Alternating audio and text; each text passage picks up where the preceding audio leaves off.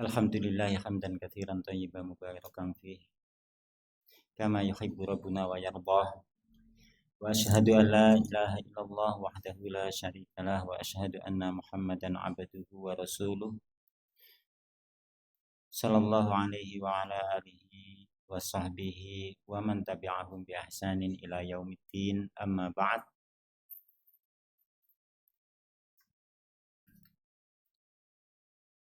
Jamaah hadirin rahimani wa rahimakumullah. Alhamdulillah kita dipertemukan kembali dalam keadaan sejuk, ya, dan dipertemukan dengan suatu keadaan yang kita bisa mengamalkan hadis Nabi Shallallahu Alaihi Wasallam, yang kadang perkara itu ringan tapi sering terlupakan. Ketika datang hujan, kita disyariatkan untuk meminta kepada Allah, Allahumma shayyiban nafi'a, ya Allah, turunkanlah atau berikanlah kepada kami hujan yang bermanfaat. Dan di antara keunikan al-lughah al-arabiyah, ya, bahasa Arab, di dalam bahasa Arab tumbuh-tumbuhan, ya, tumbuh-tumbuhan itu kadang juga disebut dengan as-sama. Padahal as-sama itu adalah langit, ya. Sama itu adalah langit atau samawat, langit. Tapi dalam bahasa Arab kadang tumbuh-tumbuhan itu juga disebut sama. Di sana digali oleh sebagian ahli lughah, kenapa tumbuh-tumbuhan kok disebut sama, disebut langit, padahal dia ada di bawah. Ternyata keunikan bahasa Arab itu satu kata memiliki banyak makna. Bahkan ketika Nabi kita diturunkan di Arab, di sana juga ada satu suami mempunyai 4 istri, siji iso papat. Neng kembali kepada makna lughah, as-sama itu artinya macam-macam. Tapi di sisi yang lain, kenapa tumbuh-tumbuhan itu disebut as-sama? Karena ada keterkaitan antara tumbuh-tumbuhan dengan as-sama. Nah, as-sama itu bisa berarti langit, cuma juga bisa berarti hujan. Makanya hujan itu juga kadang dalam bahasa Arab disebut juga as-sama. Turun hujan mengenai tanah, menumbuhkan tumbuh-tumbuhan, sehingga tumbuhan itu naik meninggi ilas sama, ke langit, meninggi. Sama itu bisa berarti sesuatu yang tinggi. Ini diantara keunikan bahasa Arab, sehingga mudah-mudahan meskipun kita sebagainya sudah berumur lanjut, tapi karena Al-Quran itu berbahasa Arab, maka hendaklah tetap ingin untuk belajar bahasa Arab. Allahumma shayyiban nafi'an. Baik. Jamaah rahimani wa rahimakumullah. Melanjutkan pada majelis yang telah lalu, pada bagian pertama dari majelis kita pada perjumpaan yang telah lalu, kita bacakan sebagian dari muqaddimah dari kitab kecil yang ditulis sekitar 30 tahun yang lalu, yakni kitab Ta'zimus Sunnah. Dan setelah penulis, yakni Syekh Abdul Qayyum As-Suhaibani, ya, Beliau memberikan mukaddimah pengantar kepada kita tentang pentingnya as-sunnah dan juga tentang ancaman yang akan disegerakan bagi penentang sunnah.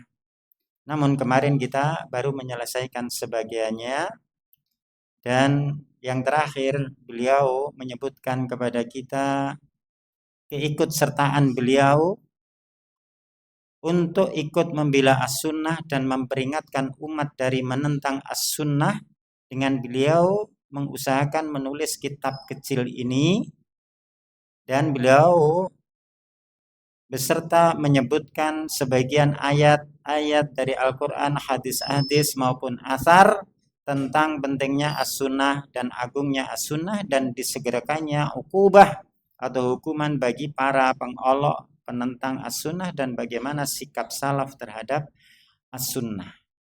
Kemudian beliau melanjutkan, wa sa'aktasiru ala sardin nususi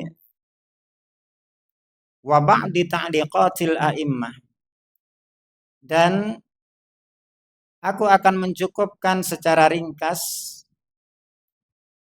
Bagi yang punya kitab bisa dilihat halaman 10 pada paragraf kedua. Aku akan sebutkan secara ringkas atau sedikit dari nas-nas dan sebagian ta'liqat a'immah, komentar-komentar, maknanya penjelasan ringkas dari para imam-imam kaum muslimin, dari ulama-ulama kaum muslimin, wa hiya kafatun insyaallah fi tawdihil haqqi wa bayanil huda liman kana lahu qalbun aw alqas sam'a wa huwa syahid. Ya. Dan hal ini penyebutan sebagian nas-nas, ya, sebagian penjelasan ringkas para imam kaum muslimin itu insya Allah mencukupi untuk menjelaskan kebenaran, ya, untuk menerangkan kebenaran dan menjelaskan hidayah bagi orang yang memiliki hati, sing duwe ati. Ya. Nek wong Jawa kadang diarteni akal, wong sing duwe akal. Ojo kok akal ditekek nang dengkul. Yang memiliki hati atau yang menggunakan pendengarannya dalam keadaan dia menyaksikannya. Kemudian beliau melanjutkan, wa in alaqtu bi syai'in ba'da dzalik fa huwa yasirun binisbati lima dzakartuhu minan nusus. Kata beliau. Dan jikalau aku memberikan catatan, ya, setelah menyebutkan nas-nas atau penjelasan ringkas dari para ulama, kalaulah aku di sana menyebutkan tambahan, ya, sedikit faedah catatan ringkas, maka itu aku menambahkannya sedikit, ya, sedikit saja yang berkaitan dengan apa-apa yang telah aku sebutkan dengan nas-nas sebagai tambahan. Dan beliau bermohon pada Allah, wallahu as'alu ayyang fa'ani bihi wa man balagh, dan aku bermohon kepada Allah agar Allah menjadikan kemanfaatan untukku dengan sebab tulisanku ini dan memberi kemanfaatan kepada siapa yang kitab ini sampai kepada mereka, ya. Dan alhamdulillah kitab ini telah sampai kepada kita. Mudah-mudahan kita mendapatkan keutamaan dari doa yang dipanjatkan oleh penulis kitab kecil kita ini. Baik. Kemudian setelah kita mengetahui mukaddimah kemarin, di sini beliau melanjutkan wa tawdihan lil muradi minas sunnati aqul, ya. Dan sebagai penjelasan terhadap apa sih yang dimaksud dari as-sunnah, yang kemarin itu kok harus diagungkan, yang kemarin itu kok sangat bahaya jika ditentang atau dipakai guyonan, ya. Apa sih as-sunnah yang dimaksud itu? Maka kata beliau, aku katakan, laisal muradu bis sunnati huna al muradifu lil mandubi wal mustahab al muqabilu lil makruhi fahasab. Ya. Jadi kata beliau, bukanlah yang dimaksud dengan sunnah ini adalah sinonim atau persamaan kata untuk kalimat mandub atau mustahab. Bukankah yang dimaksud sunnah itu yang diinginkan beliau di sini bukan seperti mandub, mustahab, sesuatu yang disukai kayak sunnah-sunnah napa niku? Ketika kita ngomong hukum fikih niku nggih, ada 5 toh, wajib, haram, sunnah, mubah, makruh. Ya, ada 5. Nah, yang dimaksud sunnah di sini di dalam kitab kita ini bukan sunnah seperti ini wajib. Berarti dia lawannya sunnah, sunnah lawannya makruh atau sejenisnya. Bukan itu yang beliau maksud dengan kalimat sunnah di sini, ya. Walaisal muradu kadzalika al-muqabilu lil Qur'an, dan bukan pula yang dimaksud sunnah di sini seperti sisi lain terhadap Al-Qur'an, ya. Oh, dikatakan di sana kama yaqulun, sebagaimana orang-orang katakan ad-dalilu minal kitabi kadza wa minas sunnati kadza. Dalil dari Alkitab yakni Al-Qur'an begini, dalil dari Al-Qur'an begitu. Bukan yang dimaksud sunnah itu apa? Dari Al-Qur'an begini, dari as-sunnah begitu, maksudnya dari hadis. Bukan itu yang dimaksudkan dengan lafaz sunnah di kitab kita ini. Karena kenapa beliau harus uraikan begini? Hari ini kita menemukan banyak ucapan-ucapan satu lafaz namun berbeda makna, ya. Bahkan banyak orang mengatakan ahlus sunnah podo lafate. Kula ngucapke ahlus sunnah, fulan ngucapne ahlus sunnah, kelompok alan ngucapne sebagai ahlus sunnah. Lafate podo ahlus sunnah ning beda hakikate. Sing siji ngomong ahlus sunnah iku adalah orang-orang yang di atas as-sunnah, ya, yakni sunnah Nabi Shallallahu Alaihi Wasallam, ya. Tapi yang satu juga mengklaim dirinya sebagai ahlus sunnah, tapi dia mengikuti ajaran seseorang yang bukan Nabi. Neng podo-podo nyebut ahlus sunnah. Nah, di sini penulis perlu menjelaskan agar kita nggak salah paham. Ya. Maka beliau tegaskan di sini, walakin al muradu bis sunnahuna, akan tapi yang dimaksud dengan sunnah di sini yang kita terangkan awal kemarin, yakni at-tariqu wal hadyu wal huda, ya. Yakni suatu jalan atau suatu petunjuk, yaitu hadyun Nabi Shallallahu Alaihi Wasallam wa tariquhu wa tariqatuhu, yakni petunjuk Nabi Shallallahu Alaihi Wasallam secara umum, ya, dan juga jalan yang ditempuh Nabi Shallallahu Alaihi Wasallam. Nah, itu yang dimaksud sunnah di sini. Fahuwa amun yasmilul wajiba wal mustahabba wa yasmilul aqaida wal ibadati wal muamalati was suluka. Yaitu yang dimaksud sunnah di sini adalah umum, sesuatu yang mencakup wajib, mencakup sunnah atau mustahab, ya, mencakup juga berkaitan dengan akidah, berkaitan dengan ibadah, berkaitan dengan muamalah interaksi sesama makhluk, juga berkaitan dengan suatu metode peribadahan hati atau jalan yang harus dilalui, biasa disebut dengan istilah suluk. Ya. Jadi sunnah yang dimaksud di sini adalah sesuatu yang mencakup, bukan sunnah lawane makruh tadi, ya.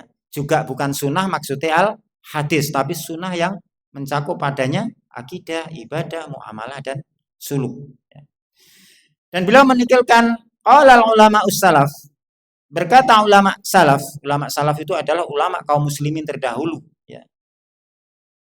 Yang Islam ini nggak pernah berubah semenjak munculnya sampai zaman kita. Lain dengan agama yang lain. Muncul A, buri-buri dadi B. Enek kitab lama, enek kitab baru. Enek janji sing wis mbiyen, enek janji sing saiki. Ya. Enek sing mbiyen iku sebagai nabi, diganti saiki dadi pangeran. Bukan seperti itu. Islam itu dari awal muncul sampai ke sekarang sama. Innal islama bada ghoriba wa sayaudu qoriba kama bada'a. Islam awali asing dan bakal kembali asing. Berarti podo Islam itu, ya.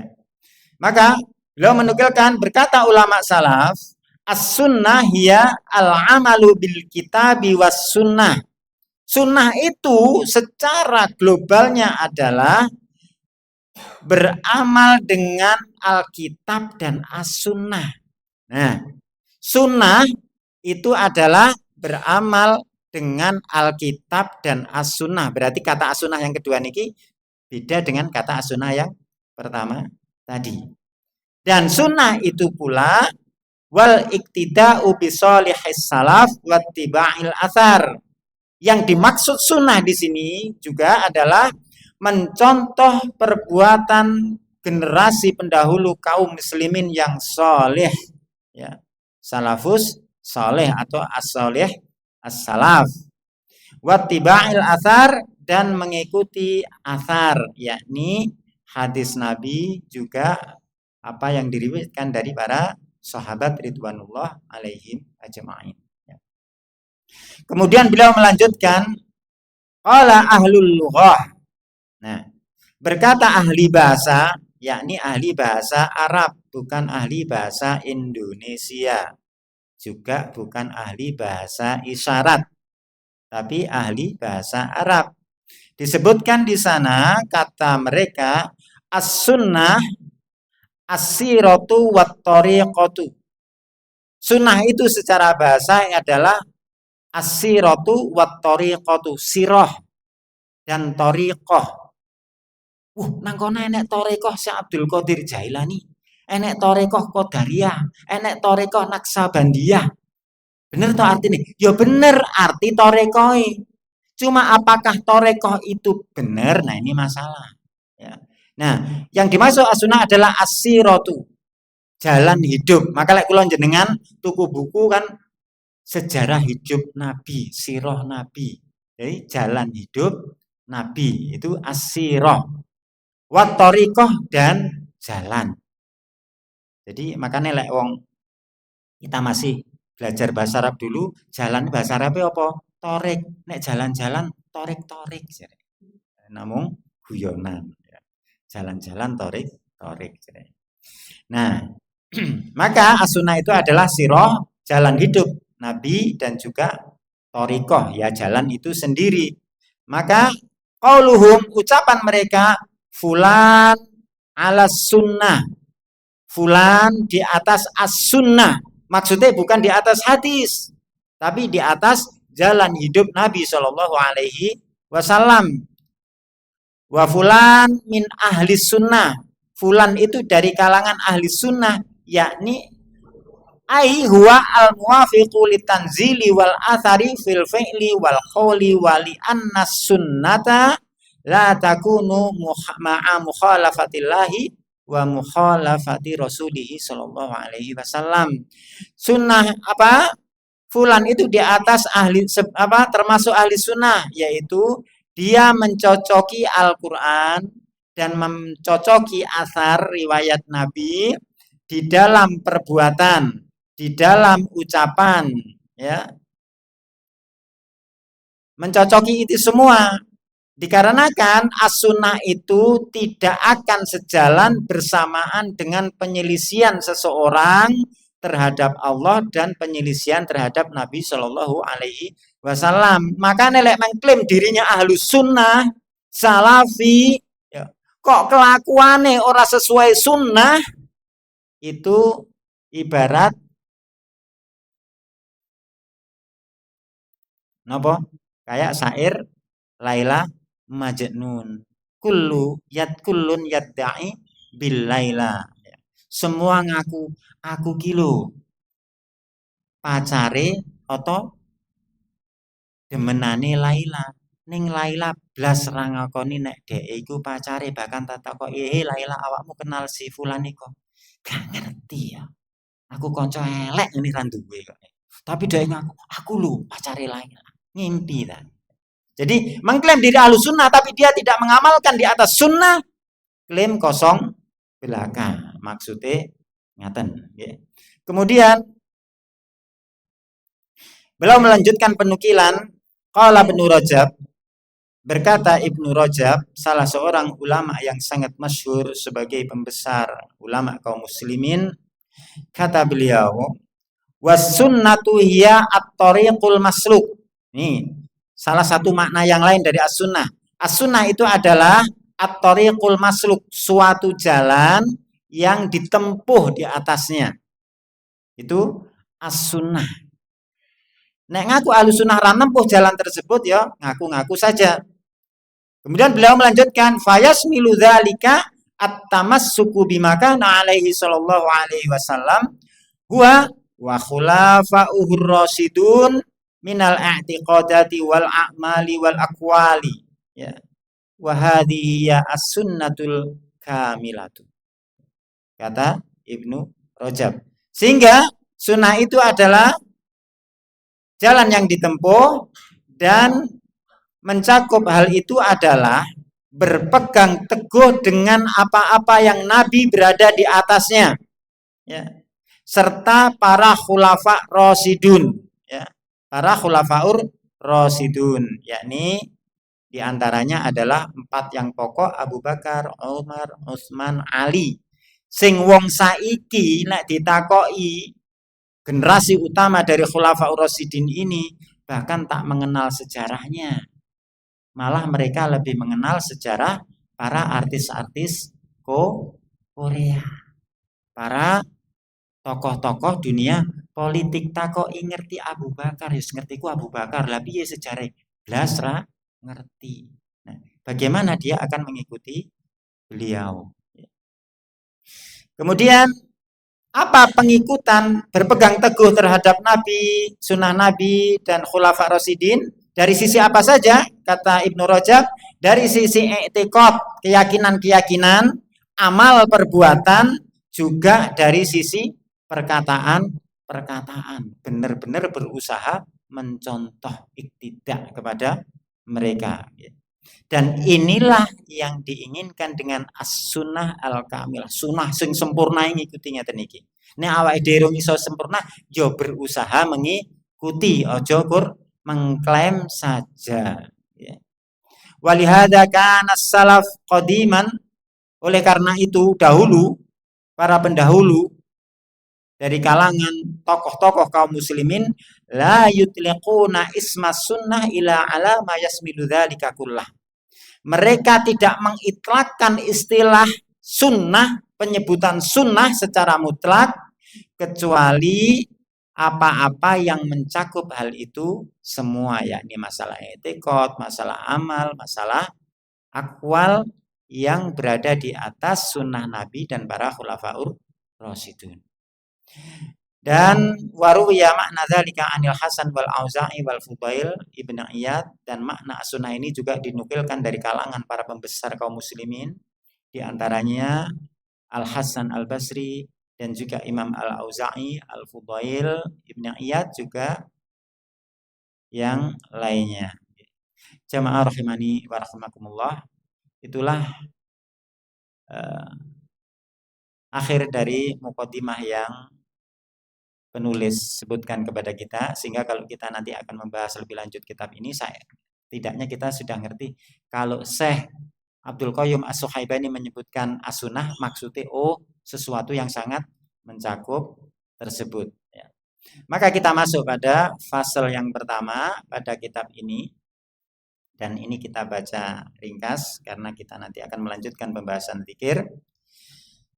Kata beliau, fasal fi ta'zimis sunnah, fasal yang membahas tentang agungnya atau pengagungan terhadap as-sunnah yang dengan definisi kita sebutkan tadi.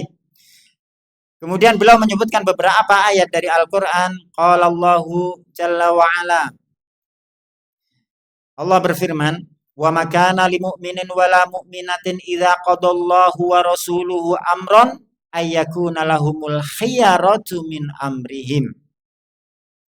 Kata Allah, dan tidak ada bagi seorang mukmin laki-laki, tidak pula bagi seorang mukmin perempuan, ketika Allah dan Rasulnya telah menetapkan suatu keputusan, suatu urusan, suatu hukum, ya.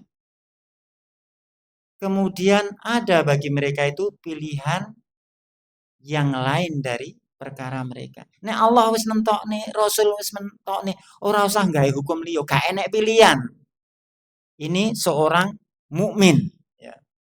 Ridho benar terhadap keputusan Allah dan Rasulnya. Maka seorang mukmin akan merasakan lezatnya keimanan itu ada dalam hadis Nabi, "Dzaqata'mal imani man radiya billahi rabba wa bil islami dina wa bi Muhammadin rasulah."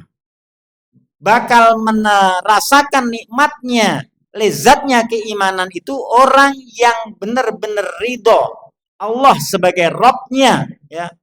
Islam sebagai agamanya mengandung aturan lengkap di sana, dan Muhammad sebagai Rasul yang diutus Allah untuk menyampaikan penjelasan hukum-hukum yang ketika Allah telah menetapkan sesuatu dan Rasul telah menetapkan sesuatu yang disebutkan pada ayat ini, nggak ada pilihan bagi kita kalau kita mengaku Islam. Enak, gak leren mikir musyawarah sidang pleno untuk menentukan suatu hukum, wis enek hukumnya. Kemudian Allah juga menyebutkan di sana dalam surat An-Nisa ayat 80, "May yuti'ir rasula faqad Allah." Barang siapa mentaati Rasul, maka sungguh dia itu telah mentaati Allah. Naati Rasul, naati Allah. Nek naati Allah juga mengamalkan ajaran Rasul. Nah, itu as-sunnah mencakup itu semua. Dan juga ini ayat yang sering kita dengar, laqad kana lakum fi rasulillahi uswatun hasanah liman kana yarjullaha wal yaumal akhir wa dzakarallaha katsira, ya. Sungguh telah ada bagi kalian pada Rasul sallallahu alaihi wasallam uswatun hasanah, contoh yang baik, teladan yang baik, ora mung jenenge uwong. Calonmu sapa li? Uswatun hasanah, apik temen. Nggih to. Jilbaban li? Mboten. Lah itu uswatun sayyi'ah. Bukan uswatun hasanah. Tapi pada diri Rasul ada uswatun hasanah bagi orang yang ingin benar dia berjumpa dengan Allah, ya, dan hari akhir, dan dia senantiasa mengingat Allah, zikrullah, dengan zikir yang banyak, selalu zikrullah. Ala bi dzikrillahi tatmainnul qulub. Ketahuilah bahwasanya dengan zikir kepada Allah itu hati menjadi tenang. Rari sau duwe akeh ya tenang, duwe ora sithik ya tenang. Nek sithik ya tetap sabar, dadine ya tenang, nggih. Jamaah rahimani wa rahimakumullah. Insyaallah lanjutan dari fasal ta'dhimus sunnah kita lanjutkan pada majelis-majelis yang akan datang. Walhamdulillahirabbil alamin. Dan kita akan masuk pada pembahasan pokok kita, yakni Kitabul Dzikr, ya, al-ikhtiyar li ahmi sihahil azkar. Yang kemarin kita telah menghafalkan alhamdulillah tambahan dari bacaan atau zikir ketika sujud, yakni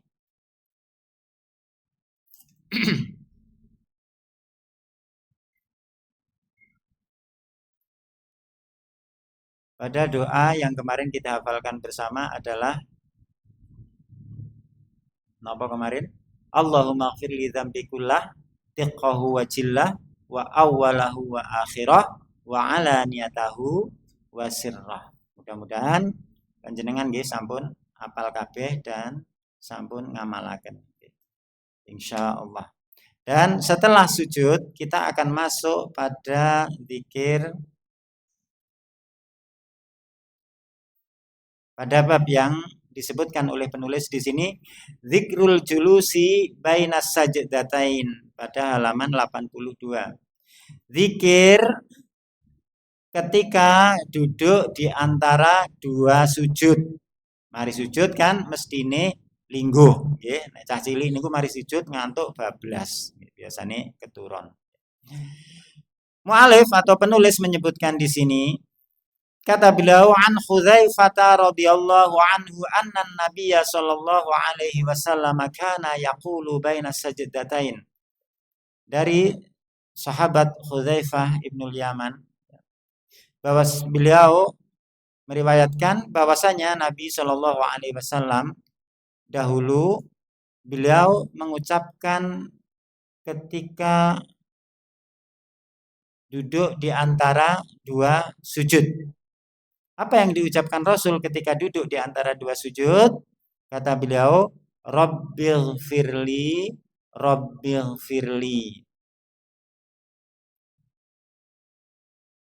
Pak Winay sing kenal. Mas Pilar. Rabbil firli, Rabbil firli. Artinya apa?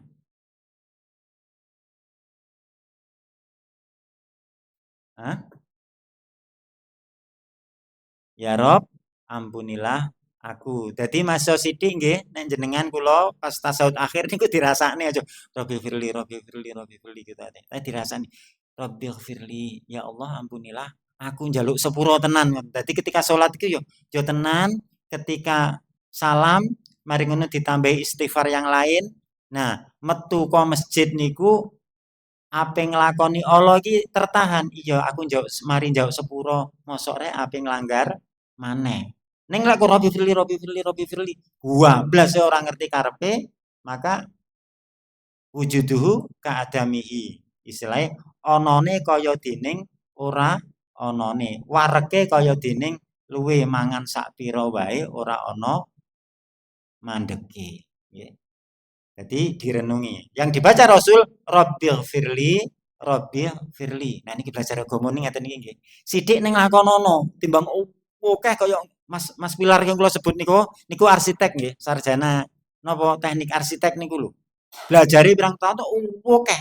Ning saiki dodolan lontong sayur lajeng tumbas benjing nggih. Nah, dheke malah enggak nglakoni, tapi ora apa-apa lek ilmu donya. Nah agama sithik iki lho lakonono. Masya Allah. Rabbi firli, Rabbi firli. Nah Allah kabulkan. Kata Allah, ud'uni astajib lakum. Berdoalah kepadaku, akan aku tak kabulkan doamu. Ya. Akan aku kabulkan untuk kalian. Dek Rabbi firli, ya Allah ampunilah aku. Allah kabul nih. Tak ampuni kon. Tesi awakmu. Masya Allah. Sidik kalimat ini gede faedai. Gitu nih kali Mas Bilal belajar mau. Oke, belajare akhirnya lontong sayur penghasilane. Yo ora apa-apa, mulya ndi lontong sayur karo arsitek. Mulya lontong sayur nek enek asile. Arsitek durung dipraktekne, tapi lek arsitek luaris ya. Alhamdulillah. Nah, ini hadis yang diriwayatkan dalam bacaan di antara dua sujud. Kemudian di sini ada tambahan faedah yang disebutkan penulis dalam catatan kaki. Kita langsung pada pertengahan catatan kaki bagi yang punya kitab ya. Pada halaman 83 tersebut pada pertengahan dikatakan oleh Syekh ya hafizallahu taala, qala Ibnu Rajab fi Fathil Bari. Ibnu Rajab berkata di dalam kitab beliau Fathul Bari ya. Fathul Bari ada dua nggih, karya Ibnu Hajar Al-Asqalani, yang kedua karya Ibnu Rajab Al-Hambali. Nah, ini yang Ibnu Rajab. Wastahabbal Imamu Ahmad ma fi hadithi Hudzaifah fa innahu asahhu 'indahu min hadithi Ibnu Abbas wa qala yaqul rabbighfirli thalatha marratin aw ma syaa. Imam Ahmad, salah satu imam Ahlus Sunnah, beliau lebih menyukai hadis Hudzaifah ini, yaitu hadis yang di sana menyebutkan kalimat Rabbighfirli daripada hadis yang diriwayatkan oleh Ibnu Abbas yang berbunyi Rabbighfirli salatsa marrat aw masya'a. Rabbighfirli 3 kali atau lebih. Ini menurut Ibnu Rajab ya. Kemudian penulis melanjutkan wa mimma yu'ayyidul qawla bi tahsinihi hadits Muawiyah Ibnul Hakam fi Muslim. Dan berkaitan pada apa-apa yang menguatkan pendapat tentang hasannya, yakni hadis yang bisa dijadikan hujjah, terhadap hadis yang Ibnu Abbas, ya, yaitu hadis Muawiyah Ibnul Hakam di dalam Sahih Muslim, ya, di dalam Sahih Muslim. Kata beliau, anna Nabiya sallallahu alaihi wasallam qala, Nabi bersabda, inna hadhihi sholata, sesungguhnya solat ini la yasluhu fiha syai'un min kalamin nas, tidak dibenarkan di dalam solat itu percakapan atau perkataan manusia, omong-omongane menungso, ya. Innama huwa tasbihu wat takbiru wal qiraatul Quran. Hanya saja di dalam solat itu yang pantas adalah tasbih, takbir, dan juga membaca Al-Quran. Wa qaluhu alaihi salatu wassalam, dan Nabi juga mengatakan, inna fis sholati la suhla, sesungguhnya di dalam solat itu ada kesibukan, maka tidak pantas seseorang untuk ngobrol dewi. Ya. Ada riwayat yang panjang yang berkaitan dengan asbabul wurud hadis ini. Cuma inti ini pun yang saya inginkan, ya, bahwasanya meskipun Imam Ahmad lebih condong kepada Robi Firli riwayat Hudzaifah, tapi Ibnu Abbas punya riwayat yang sebagian orang menyangka itu dhaif, ternyata dia hadis itu juga bisa dijadikan hujah, yakni hadisnya hasan, dan ini didukung oleh hadis Imam Muslim yang sahih dari riwayat Muawiyah yang barusan saya bacakan ini tadi. Jamaah rahimani wa rahimakumullah. Kemudian tersisa dari apa yang kemarin sempat disampaikan oleh sebagian ikhwah, bagaimana kalau di dalam bacaan sholat, zikir-zikir sholat itu kita menggunakan bahasa selain Arab. Karena oleh Arab kadang roti firliae, kadang lali artine. Piye nek gunakne bahasa Indonesia atau bahasa Belanda dari orang Belanda. Nah, kita mungkin bahasa Jawa. Bagaimana? Di sana ulama menjelaskan, ya, tentang hukum membaca zikir atau doa di dalam sholat dengan selain bahasa Arab, ya. Ulama berselisih pendapat di sana dengan perselisihan yang agak banyak, ya. Namun di sini saya simpulkan dari beberapa jawaban Syekh Shalih Al-Utsaimin, juga Lajnah Daimah, dan yang lebih agak tegas yakni Syekh Shalih Al-Fauzan hafizahullah taala, ya, mengucapkan doa di dalam sholat dengan bahasa selain Arab itu pada asalnya nggak boleh. Pada asalnya, bagi orang yang mampu berbahasa Arab dan bisa mengucapkan Arab. Namun bagi yang nggak bisa, kan enek wong iku tas belajar Islam urung iso Arabi, padahal dia dituntut di dalam sholat itu ada doa, maka boleh dia menggunakan bahasanya sendiri dengan catatan dia faham dengan apa yang dia ucapkan. Syaratnya memang iku ora iso Arabe. Tapi nek iso itu ndak oleh, pada riwayat atau jawaban Syekh Shalih Fauzan. Namun sebagian ulama tetap membolehkan. Nah, sing paling aman nek enak khilaf iki piye? Kita ambil yang paling aman. Kita berusaha untuk mempelajari yang Arabnya sehingga kita keluar dari khilaf. Nek ra iso tenan, ora apa-apa gawe Indonesiane. Nek gak iso tenan, tapi alhamdulillah kaum muslimin hari ini mayoritasnya bisa, kecuali wong Nasrani alhamdulillah ngrungokne pengajian awake dhewe oleh faedah masuk Islam. Nah, ketika masuk Islam Rasulullah langsung ngajari orang untuk sholat. Nah, dia erong apal bacaannya, maka dia harus tetap sholat dan mengisi sholatnya dengan zikir, doa, dan itu boleh dengan bahasa dia sambil dia belajar. Nah, niku nggih. Jadi nggak koyok di Malang dulu ada namanya petinju, ya. Seorang petinju dari Malang, dia membentuk suatu kelompok dan melaksanakan sholat dengan bahasa Indonesia. Diterjemahnya langsung, Alhamdulillahirabbil alamin, segala puji bagi Allah Rabb semesta alam, Ar-Rahmanir Rahim, yang maha pengasih dan maha penyayang, Maliki Yaumiddin, penguasa hari pembalasan. Diwaca ngoten dulu dari Malang, tukang tinju dadi dai, mimpin kelompok, akhirnya ya sesat dan menyesatkan.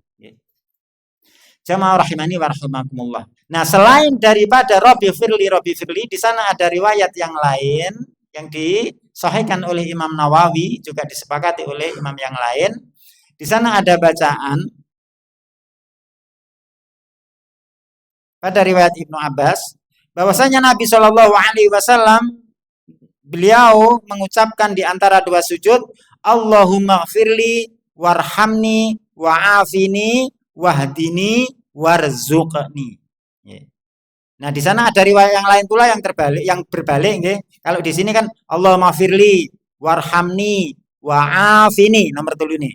Kemudian nomor 4 wahdini. Tapi nanti ada riwayat lain dibalik.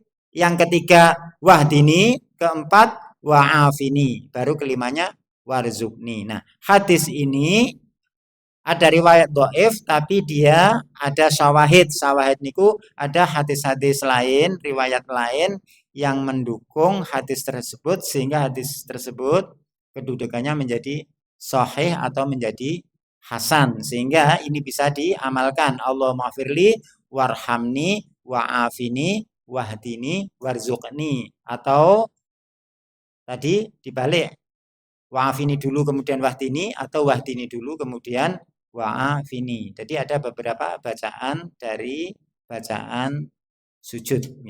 Jamaah rahimani wa rahimakumullah, apa yang sedikit ini mudah-mudahan menjadi amalan kita dan kita praktekkan, dan hendaklah seseorang mengucapkannya dengan mengetahui maknanya. Adapun arti dari Allahumma firli warhamni wa'afini wahdini warzuqni adalah Allahumma firli, ya Allah ampunilah aku, ya Allah warhamni, rahmatilah Allah, rahmatilah aku, wa'afini dan berilah aku kesehatan, ya, wahdini dan tunjukilah aku, warzuqni dan berilah aku rizki.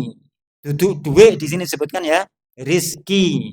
Dan rizki yang Rasulullah minta dalam doa beliau, Rabbi zidni ilma warzuqni fahma. Ya Allah, tambahkanlah ilmu kepadaku dan berikanlah aku rizki berupa pemahaman agama yang benar. Jamaah rahimani wa rahimakumullah, mungkin itu dulu yang bisa kita sebutkan pada majelis kita malam ini. Naktafi bihadza, subhanakallahumma wa bihamdika, asyhadu an la ilaha illa anta, astaghfiruka wa atubu ilaik. Walhamdulillahirabbil alamin.